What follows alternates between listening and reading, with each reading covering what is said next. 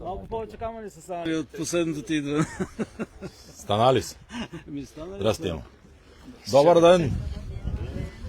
Дай да кажем няколко думи. Живо, здраво.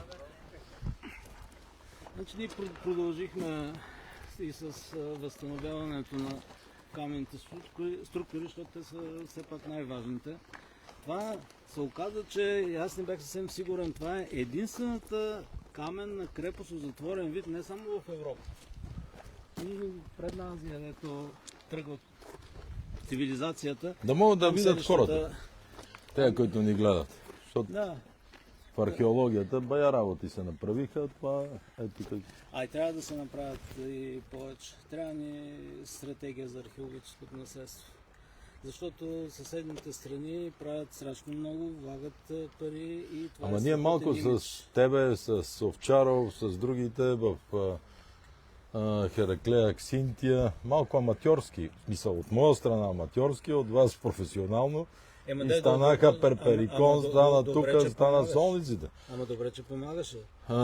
Така че обещанията съм си ги изпълнил, но тук действително това може да вади много и пари за държавата, и туризъм, и слава. Точно археологическото наследство и туризма, една стратегия просто ни трябва. Седни напиши стратегия. Ние ако не сложим някаква основа нататък, губим. Ето, те са и отличени с изключителна награда сега. С знака за европейско наследство. Това е единствения обект. Това е страхотно и то благодарение на това, че помага през тия години. И ние свършихме тази работа тук и кандидатствахме и успяхме. Много съм щастлив заради вас, защото... идват туристи вече? Идват хора, обаче ние се включихме сега, изграждаме един европейски маршрут, културен маршрут, солно наследство. Поляците инициираха във Величка, подписали сме всички документи, до 2 години трябва да стане под егидата на Съвета на Европа и тогава ще почнат да идват още повече хора. И сега идват много хора. Деня на отворените врати имаме вече 4-та година по 2000 души тук. И не може да поемем за един ден повече. Но интересът ни нараства еднообразно. И тук тия структури каменни, това наистина прави впечатление. Искам да вложим много усилия в социализацията на обекта, защото тия хора не можем само така отстрани да им показваме. Тук искаме една дървена кула да построим 11 метра висока, да могат хората да се качват, да гледат и тая страна на обекта оттам. И там горе, дето с тебе сме закачвали на Проект имате? Проект има. Да. Да, ще го направим. Искат много пари. За кулата. Да направим троянския конт, толкова пари да искат. От Финландия трябва да внесат специално дърво, обработено в вакуум. Колко пари? 90 000 евро.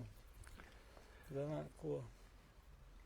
Мисля, че можем и да намерим някакъв български вариант. И ти си обяви конкурса, ако намерят по-ефтино, но то има значение и колко време ще издържиш, защото може да е по-ефтино, но на 3-та година, като подаде дървото... Качват са хора и трябва да внимаваме. Но това ще бъде страхотно за атракция, ще бъде за хората. Ние трябва да... Ето обещавам ти кулата. Добре, до сега не изпълнено обещание, нали?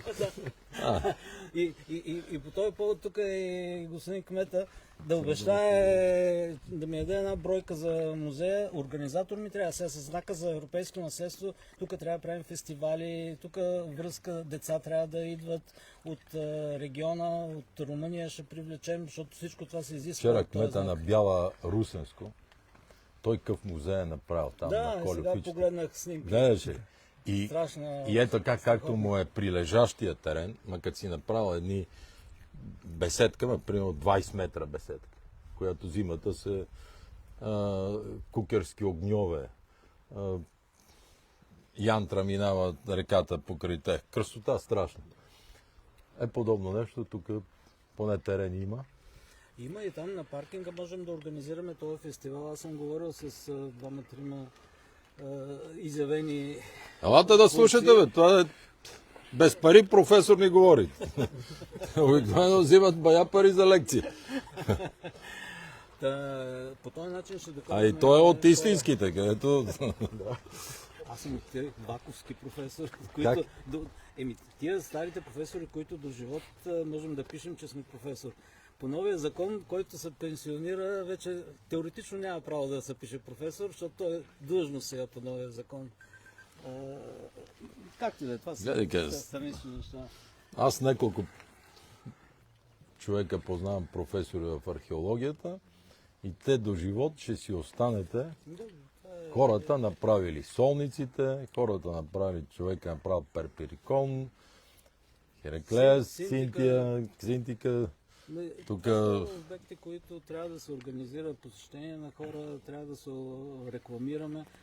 Наистина това са знаци за бранд България. За да привлечем тия хора, трябва да ги привлечем с това имаме. Имаме и трябва да го ползваме. Това е невероятно богатство. Да имаш първия град в Европа. Това с Миро си говорихме. Значи има производство, има търговия на дълги разстояния. Това ражда една отворена система, която прави града. Селото е затворена система. Земеделци оставят всичко на място. Докато тия хора произвеждат за търговия навън и печелят. Затова са тия крепости. Не за кефа на бъдещите археолози. Кеф ми е, разбира се, да ги проучвам тия, но не е за моя кеф направено, а да си пазят богатството. Група млади археолози откриха група стари археолози. Ще казваш Ама за публиката трябва да й кажеш, че това са били от най-богатите хора в Европа. Направо най-богатите са били. Това е монетният двор на Европа. Монетният двор на Европа. Това ги грабва, защото... Целта са първите пари. Значи това, понеже много пъти сме си говорили, аз не го повтарям. Първите стокови пари. Целта е това. Защото не можеш да носиш агнето на гърба си и да обменяш някъде, ти трябва нещо друго. С солта, хемен, тя е с двойна употреба. Защото без натриев хлорид, независимо какво говорят докторите, човека и животните не могат да живеят. Значи осмотичните процеси в човешкото тяло протичат на базата на натриев хлорид едно определено количество. Но ако едем много сол, опасно, кръвно и прочее. Но без сол не може. А сега отиваш в магазина си купиш, а ние хора няма отде. Те трябва да си я произведат. И това е единственото място на Балканите, където има такова солно тяло. И от тук те са били абсолютни монополисти. И всеки искал да им резне главата, да вземе богатството. Затова са тия крепости тук, а не за нечи и друг кеф. Затова е най-старата крепост в Европа, най-стария град, най-стария производствен център на сол в Европа. Като показахме в Европейския парламент, колегите видяха откъде тръгва европейската цивилизация. Емо ни покани, че от тук тръгва нататък, а не оттам насам. Да. Това непрекъснато го повтаряме. Те и персите са направили много, ама като гледам сега какво им се случва. Какво им се случва? Важно е, че тук тръгва европейската цивилизация и това трябва да го подчертаваме непрекъснато. Тук са корените на Европа. От тук тръгва всичко нататък. Има едни около 500 години, които всичко се съсредоточава тук на източните и централните Балкани и чак тогава, когато набира енергия тая култура, тогава тръгва към средна, а към Западна Европа хилядолетия по-късно. Но за съжаление са преместили центровете нататък в по-късно време. Но в началото всичко започва от тук и това трябва да го подчертаваме непрекъснато и на децата. Аз се радвам, когато идват деца тук, особено защото ние всеки ден приемаме хора тук по време на разкопките. Сега започваме от... Ние една бройка не може ли да отпуснете общината, за да може тук да си има... организатор. Просто като идват да ги посреща, да ги довежда, да ги такова. Това е сега... И да организира фестивала, Между другото, служебният министър Игнатов е изключително умен и свестен човек. Ние с него може да се говорим да включат в програмата на Министерството да водят ученици тук. Така и плюс това обявихме годината на културния туризъм. Така Той сме им го беше оставили на министър готово. първия мандат. Един от най-добрите археолози, знаеш, той е по Египет. Египтолог. Познаваме се. Добре. Там мумии вади, чудеса. Много е добър. Той и тук е идвал, ще говоря с него да включи в маршрут. Не може държавата и общината да нямат една бройка или две, които тук да влизат, да излизат. Трябва такъв човек за организация тук. Може студенти, археолози през лятото, стаж, второ, трето, четвърто. Ако има желание, някой да ми каже, че за 90 000 евро кула не може да се направи и ще я направим това. Благодаря, Бъди сигурен. Благодаря ти. Като дойдат да Да, се да. качат, защото сега виждат само тази част. Нали? Да, Целта бе, е да... друго е като се качат да могат да гледат от всякъде, от всички страни, защото това доставя удоволствие. Затова ще дойдат тия хора. Ма това е атракция и за децата да се качи там на високо да погледа. Затова сме го измислили с тази кула и това е част от този проект за знака за европейско наследство. Сега по-малко ще ходят в Дубай по колите, ще им направим тук една, Да, ще това е- осветиме, Да, това е... със сигурност ще привлечем и българските депутати да не ходят толкова в Дубай, да идват да гледат българските родни, тук е също топло, Доста е топло. доста е топло, Уверявам, така че като се нагрее това нещо. сега нали продължавате, има финансиране, Нали, всичко. благодаря на теб, имаме и тази година финансиране. Добре. Обаче това е въпрос за знак за европейско наследство, да измислим наистина нещо за постоянно финансиране. Не може всяка година. Иначе падема гласувате за нас. Те виж, че непрекъснато се дигат прогресивни вълни, променящи се, величави, възражда се. То е чудо. Знам. Ние не можем да хванем ръка нещо само за европейско развитие. Ние вкарахме в държавата в еврозоната, в Шенген, плана за установяване. То не ни остана тема. Остана само Ето археологическото наследство археологическото наследство. е важна тема. Сега бяхме горе, правиме газопроводи за 10 милиарда кубика за Украина. Печатница за пари. Печатница за пари правиме на българите. И понеже те са много невъзпитани, ще използвам такава дума, аз им ги направя, а се пада, когато откриването да сме в опозиция. И съберат и си открият. Разбираш? А кога се проектира, кога се финансира, кога се копае, няма никой. Те не знаят. В момента, в който обаче комисара се произнесе, че това е много хубаво, което България прави, 300 милиона е инвестицията тук. Дето се вика, оттам една кула трябва да измислят да докарат.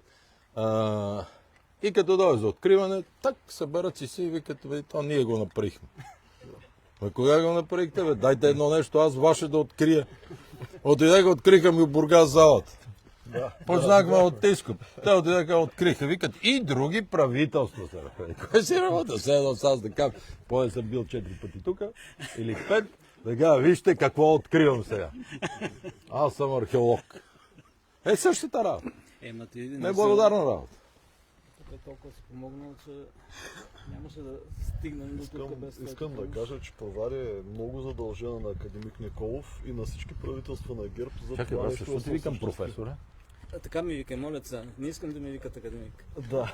Като почна, като станах академик, колегите, академик Николов, викам, дай се разберем. Аз от 25 години от вас чувам професор е като собствено име ми е станало. Не искам нищо друго да променяте. А и ставаш равен на Денко. Ставаш академик Денко. Нашия академик е по-добър. Нали? То е много Ще се замълча. беше интересно като премиер да станеш академик. Абе, въобще много особени хора са. В Разград Турили областен и заместник областен управител, двама съдружници от фирма. 50 на 50. Единия областен, защото сега не му изберат кой, и другия за област. Добре ли? Въобще не им дреме. Ни за археология, ни за газ, ни за ток, за нищо. Само дай им за главен прокурор да говорят. Друго не ги интересува.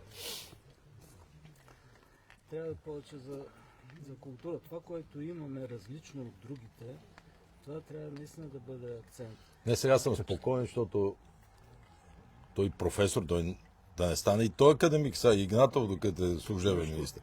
Сега е момента. Ако не е, но той умен човек и всякаквото може, няма да ви е празно време. С него може да се направи необходимото. Защото той е реален професор. Аз съм ходил в Египет, гледал съм какво прави. Да, бе, знам, познавам. Гробници, какво ли не. Ще помогна. Добре, професоре, поздравявам те за знака. Значи, много ти благодаря, че... Професор е академик. Айде на професор да останем. Да останем. И аз генерал си ми викат, и като бях премиер, пак си ми вика генерал. Еми, И знаеш колко ми хубави, сега си ми викат генерал. ето. Някой пак, не е най-важното. Важно е да останеш в историята с какво си направил. И ти да идваш по-често тук. Да, с пълно право. Тези неща съм ти ги обещал и ще ги направя.